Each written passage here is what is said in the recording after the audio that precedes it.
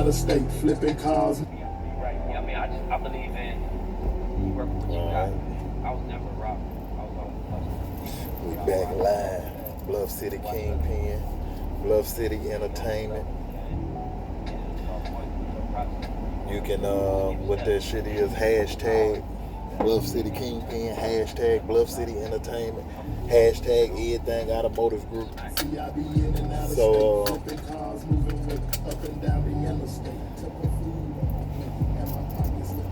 we're going live, but we ain't live right now. But I'm live right now, but by the time I post it, it won't be, but it's still live. You feel me? So, anyway, I'm just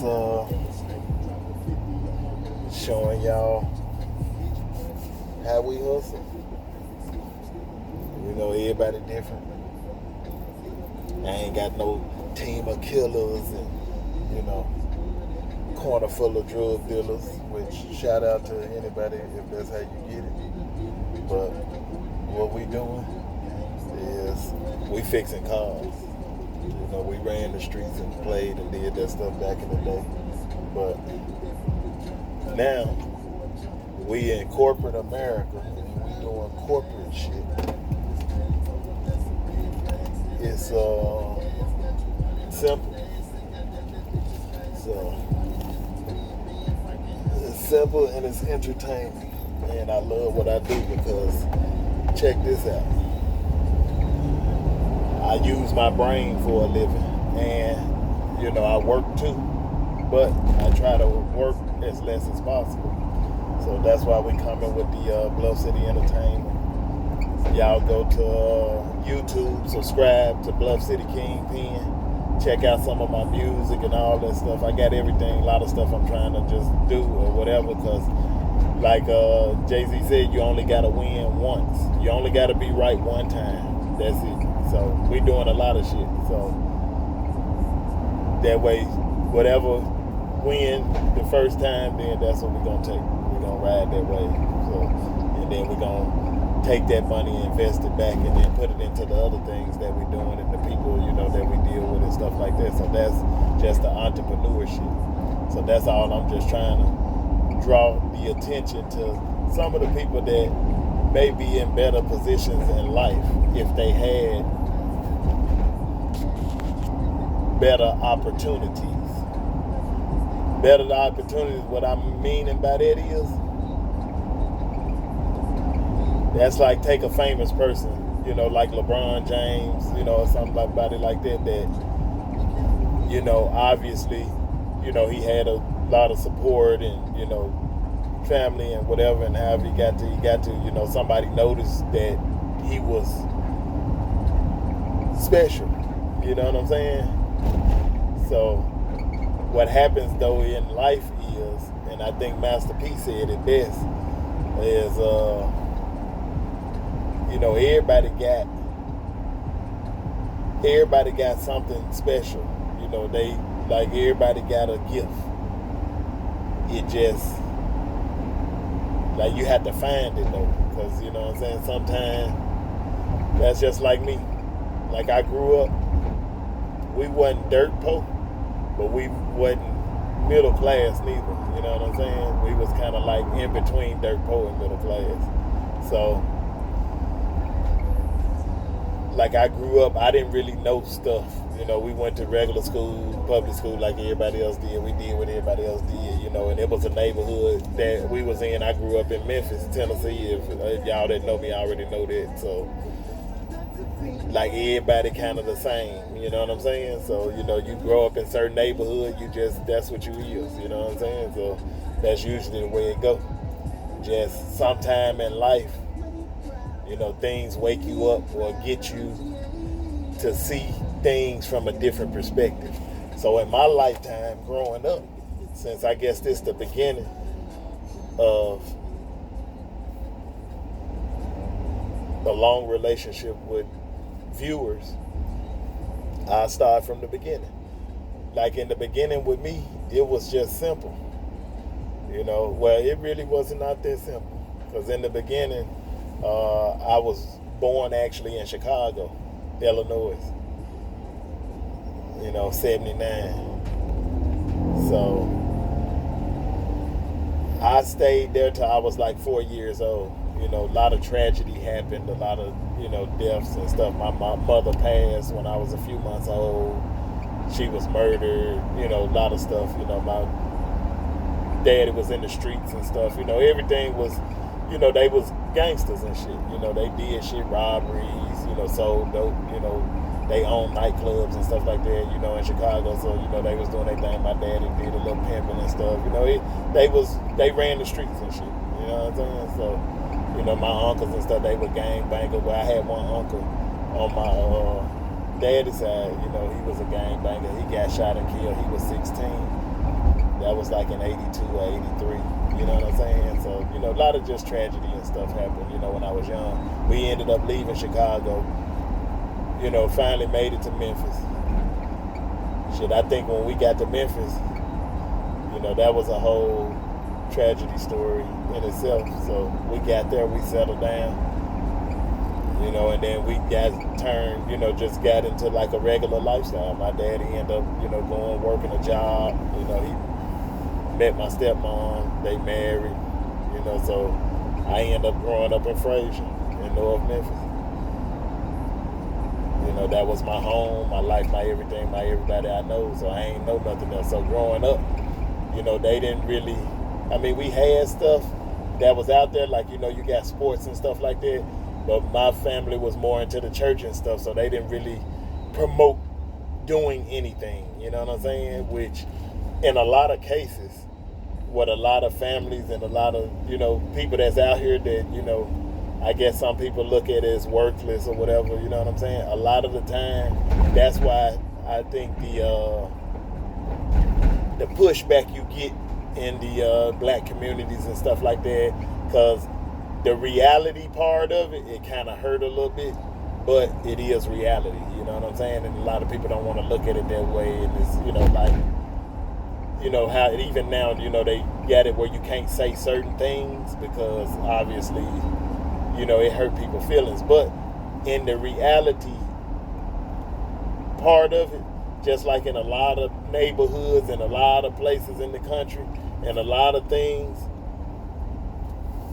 that people do, like obviously, like it's harder than what it seems. So the way it is like I went to first school, Spring Hill Elementary, and we stayed in Hilldale Apartments. That's in like Raleigh, Frazier area. So with that, we grew up with certain people, we did certain things, everything was routine. So, you had some kids, parents that, they probably promoted that they played sports and do stuff like that.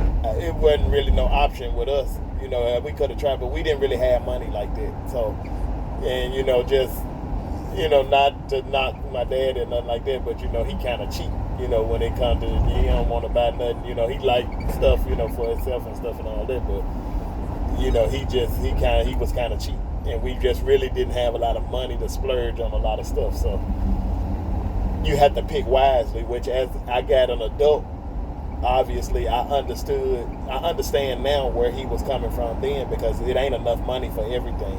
And in just certain cases, which should be the all the time cases, obviously the parents should make the sacrifice for the children. So they should put everything into the kid and try to groom the kid, because you get a certain age, it's just harder to do certain things. Not saying that you can't always start over or you can't do it, but it obviously gets harder as time goes past to do certain things. So obviously if you're blessed with children to come under you, you should try to now push that energy towards giving them a better life. You know what I'm saying? So with that being said, they didn't really promote doing nothing because obviously it costs more money. So the more shit you want to do, the more money it costs them. So they like, sit your ass in this house and do your homework, do everything you're supposed to do that's free.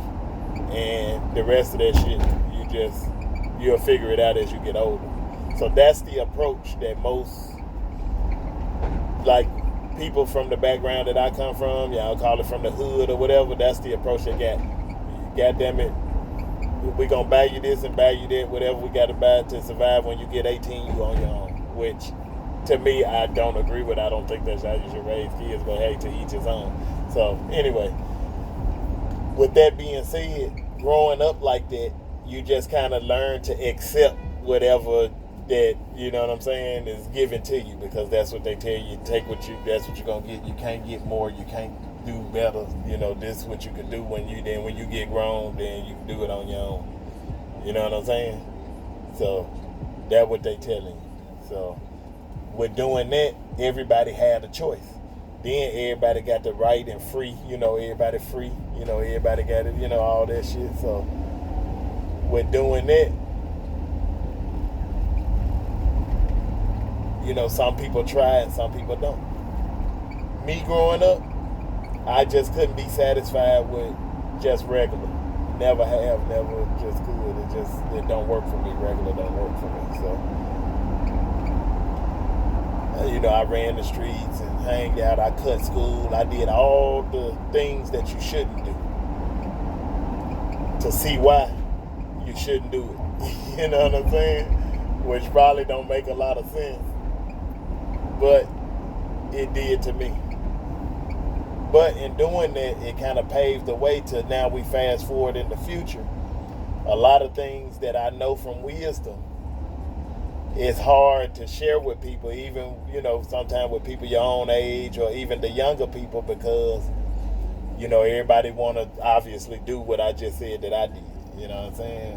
Which, you know, the whole thing in doing that and then getting to actually be the age that I am, because I'm like, Saturday I'll be 42.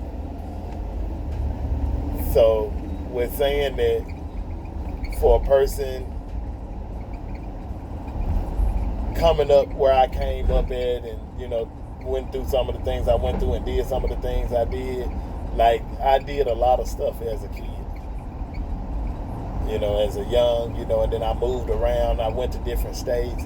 Shit, I lived in Minnesota. You know, obviously we from Chicago. I did different things. Shit, I got shot up in the car with my cousin when I was like 14. We was in Minnesota, you know, and I was trying to play gang banging and stuff. And yeah, that shit don't, yeah, they ain't playing.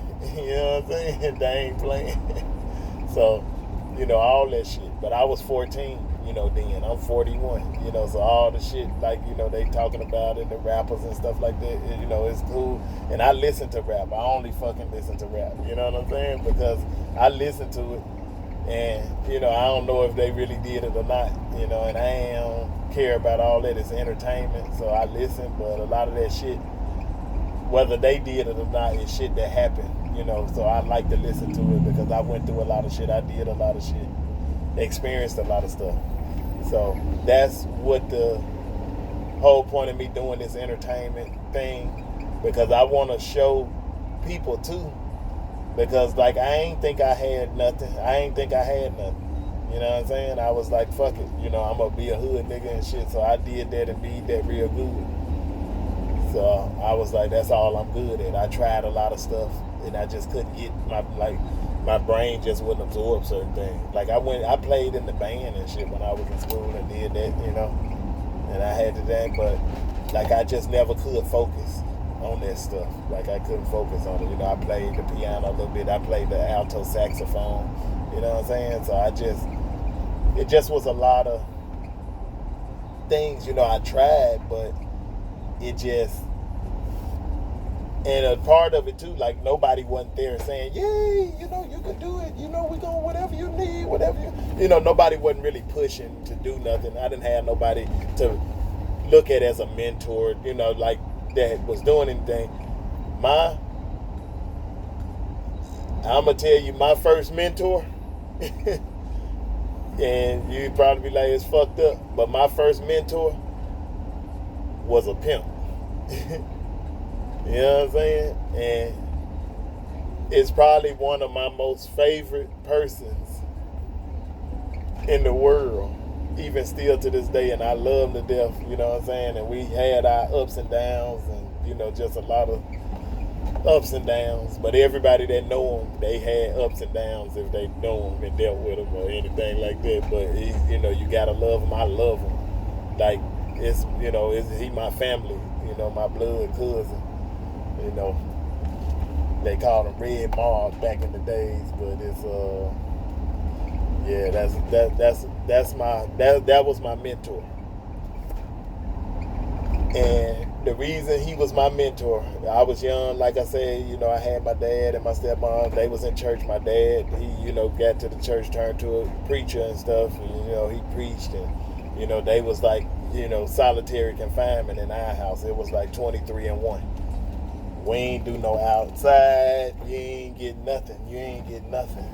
They do what they gonna do, and that's it. The rest go to church. Everything, if God don't give it to you, you ain't getting it. So that's just basically the way it was.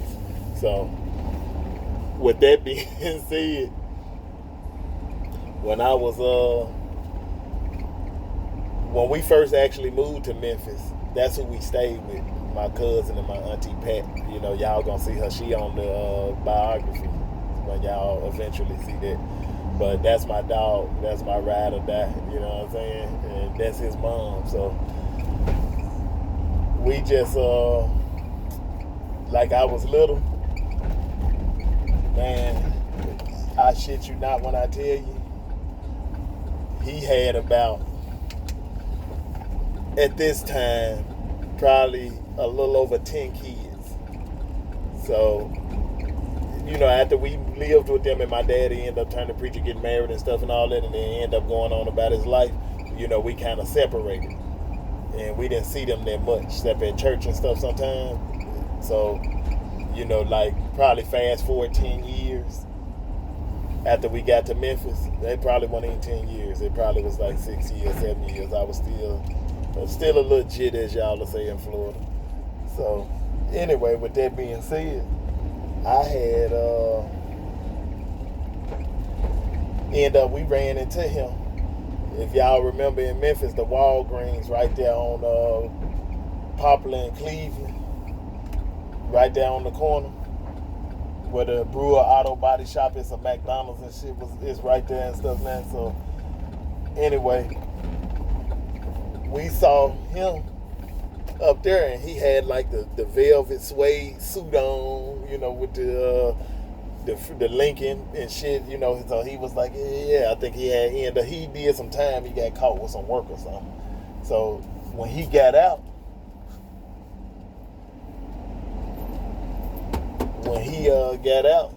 obviously he back in the hood, and he looking real good. So he like, I'm doing my thing. So he said, I don't fuck with them drugs no more. He was like, I'm a pimp. So I'm telling y'all, because my role model, that was my first.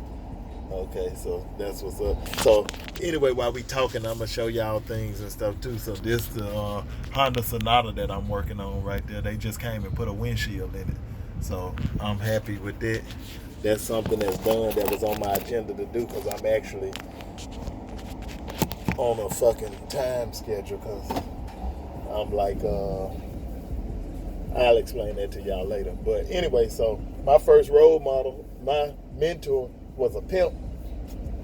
That was my cousin that, I had been going to church and, doing all the, it's like since I was living, because when I was in Chicago, I didn't really remember, everything, like, because, I was a kid. I left there, I was 4 or 5 years old when we got to Memphis. So, I had been around my daddy, which it was church every day from the point I was 5 years old until I was like 11, 12. So all I know, like church, the people at church, the people there, and then I go to school and I see it's a different world, but I can't really associate with it, because we have to go straight to school in the morning and come straight home. And my stepmama didn't play. She walked to the school and walked home, just on a regular pace, to time to see how long it should take us to get there and to come back. So she know if you late, you got a little leeway of like 10 minutes. After that, your ass is grass. So with that being said, when we bumped into him, he was like, yeah, he was like, what's up, big cousin? Y'all need to come see me, come over the house and stuff sometime. Woo, woo, woo. So I'm like, cool. So I had got to a certain, point in my life where I was just tired of, to me, not saying that the church is bullshit, but the way that it was going on to me, I was like, I'm tired of this bullshit. I can't live like this. This can't be my life. Yeah, I watch TV and see other stuff, and I'm like, come on. I know it's a movie, but the fucking real places that they recording the movie, it exists. You know what I'm saying? Stuff like that. So, already my mind as young is like open to be like, it's got to be more than this. You know what I'm saying? So, with knowing that, I had got into a phase where I started running away. Because I was like, you know what, fuck this. So I would run away and just stay in the streets. Like sometime I had a partner. It was this cove in my neighborhood, Electric Cove off St. Elmo. Shout out to the Bay. That's the hood right there. So, yeah, I see it. Yeah, so, that's the hood right there. My partner, Big Phil. His mom, my partner Larry, you know what I'm saying? They moms and stuff, they used to let a nigga come over, eat, sleep if I had to, sometimes I'd be out in the car sleeping in one of their cars or something, and they'd be like, don't, come in, knock on the door. They know I ran away and stuff, I had whatever my issues I had as a kid with just authority and doing stuff. So I just was like, fuck it, I started running away. So with doing that, I ended up connecting back, with Mark, my cousin. And he started letting me come over his house. So when I go over his house, he'll be like, look, because you could babysit the kids and stuff, because his wife worked, shout out Fifi, love y'all. All my babies, I love y'all. I'm getting around to it. But, yeah, he was like, yeah, you could keep the kids and stuff, So, like, when I first went over there, he'd be smoking the weed and stuff, So I'm like, damn, everything, he looking happy. He always fresh. I always got nice jewelry, nice cars, nice clothes, nice everything. Had his wife. He pimped his hoes and shit like that. But he always had money. It don't matter. He come in the door, he be talking shit, ain't no telling what he been and did, but it don't matter. He come home and he be like, look, I got the money. You know what I'm saying? So he got the money. So he was my hero. I ain't care about nothing else or nobody else. Nigga, you know how like they talking about like Birdman and Stunner and fucking Lil Wayne? Bruh, anything this nigga telling me to do, I'm doing it. You know what I'm saying? Because he got the money. To me, he had the key to success. He was like what I saw as, fuck these people over here. This is it right here. I want to always have money, and it don't matter how old I get or what his situation was. I'm talking about this nigga could go to jail, lose everything, not have a fucking pot to piss in his name, nigga. And in about 6 weeks, this nigga finna have a brand new house, brand new cars, new clothes, new right back on hard, just like it wasn't. The nigga wasn't selling no dope, brother. Nigga, shout out to the realest nigga that I ever met. You know what I'm saying? Because back then, like, niggas ain't had shit. Just like niggas ain't had shit, then. You know what I'm saying? Even when I got older, as a young man, like, it was hard getting shit. Like, this nigga be getting shit, making that shit out of nowhere, nigga. You know what I'm saying? So this nigga was like my idol. You understand? So I went from that to knowing the side, obviously, with my dad and then with the church, and then knowing that you could actually fucking come up with money out of fucking thin air. It ain't no way I'm finna pray for no fucking money. You know what I'm saying? Or no stuff. Because you could get it. You know what I'm saying? So I seen that God don't give it to you. You know what I'm saying? Because just from my understanding and my learning and going to the churches and listening to what God do, God don't have no interaction with material. Anything that you gain materialistically is strictly on your own back. You understand? God only give you the strength to motherfucking go out there and get up and do all the stuff and, but he don't do it. It's you. You got to do it. He just give you the strength, the breath to breathe and all that. But honestly, based on the way that the words say, he just care if you serve him.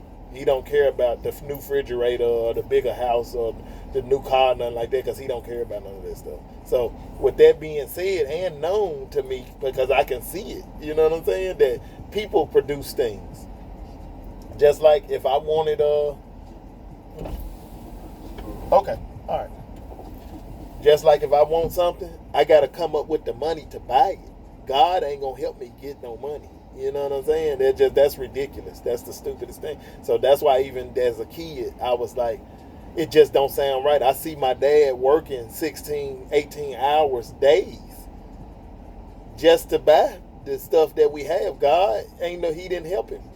You know what I'm saying? And that was the reality to me.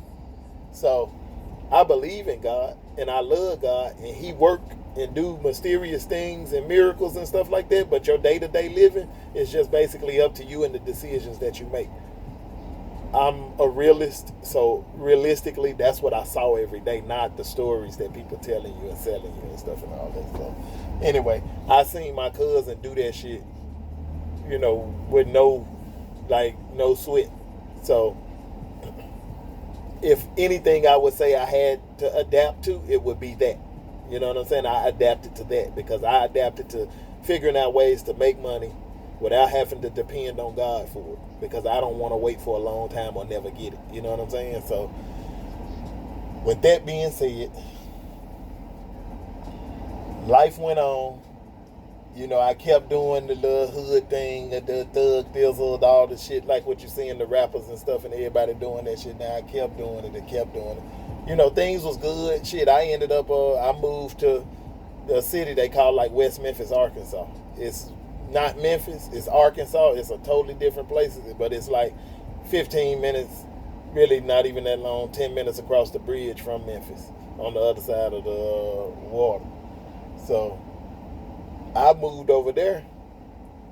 I did my thing. I held it down. You know what I'm saying?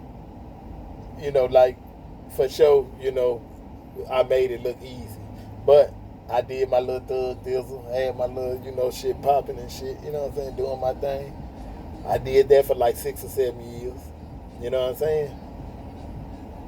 I had my little spells going in and out of jail. You know, catching charges and shit. So, you know, all that, did all that. I always stayed up though, managed to keep money, keep me a place to stay, keep cars, you know, everything that I had learned, obviously from my mentor as growing up, but like things started changing. You know, I noticed it, things started changing. And like I realized that it was getting harder to do the thug thizzle, you know, the thing, you know, the older I got, and then, you know, the more you thought, because the wiser you get. So when you think, it make you a little less fearless than you used to be. That's why, like, it's hard. Like, people be like, people change when they get money. And the reality is that for sure you do change when you get money, because that's just like if I was broke, let's just say I'm broke and I go rob 2 or 3 banks, and then I get away, don't get, you know, caught or nothing, and then, you know, I'm sitting on $500,000, you know, $700,000-$800,000. You know, I started to create a new life for myself. You know, meeting new people, doing new things. You know, you got a girl, you start having some kids and stuff like that. Things change now, because now you got shit to lose. When you was robbing them banks and shit though, you know, you ain't had no money. You ain't had no crib, no nice, you know, couple $100,000, $300,000-$400,000 house, and you know what I'm saying, your 2-3 cars, you know, you got your little shit popping, you might have got your little business going and stuff like that. So now, you know, obviously you don't want to have to rob no bank no more. You know, even though, you know, niggas will be like, man, that's my nigga, that nigga going in, he doing it. Now you might be like, well, look, I ain't really got to rob the bank no more. But like, what if you had people with you and they was eating off of it? But everybody don't do their money the same. You know what I'm saying? So, you know, you take your money, invest your money, do whatever you got to do. You ain't got to rob bank no more. But now you got 2 niggas that you fucked with the robbing the bank, that they didn't fuck their money off. So now they looking at you like, bro, we're in the next job. What we gonna do next? But you don't, see what I'm saying? So to them, they gonna be like, man, he changed, man. You know what I'm saying? But in reality, you wasn't never trying to. They shouldn't have been trying to rob no bank for no living. That ain't like a realistic thing. You know what I'm saying? So it's just hard, just with life, period, man. So my thing is, I just want to draw attention to people that. Like me, I ain't perfect and I ain't worried that I want to be. But man, I'm telling you, I'm in the legal world now. And I still straddle the fucking fence. But like things are a lot easier. The risks is less. I work. That's like now I got the paint material and shit in here. I just went and got. You know what I'm saying? Because I know this video is kind of long, but it's an introduction. So, you know what I'm saying? I'm going to get out now and take y'all through a stroll. I got a little shopping shit, you know what I'm saying? That I do little auto body work and buy cars from the auction and stuff. You know what I'm saying? Like, I got shit going on. I ain't a rich nigga, but I'm shooting for it. So, I just want to show y'all shit. You can... sometime and you have to change your environment. That's what I did. I ain't in Memphis no more shit. I'm down in Miami, Florida, Fort Lauderdale, all at the West Palm Beach, all that area. So I'm doing it. But I'm down here, I'm living decent. I can't complain. The sun's shining. It snowed out everywhere. We're praying for them people in Texas because we know that shit is horrible to have to, go without certain, life's accommodations. Let's see, we got the shop. I got cars everywhere. We painting, we doing everything. And like even to a certain extent, we doing what we got to do because, let's see, I had to come in here. He even went to the stove, left the compressor on. Let's see, we got everything going on. Y'all see I got my baby right here, the 68 Mustang. I'm building it.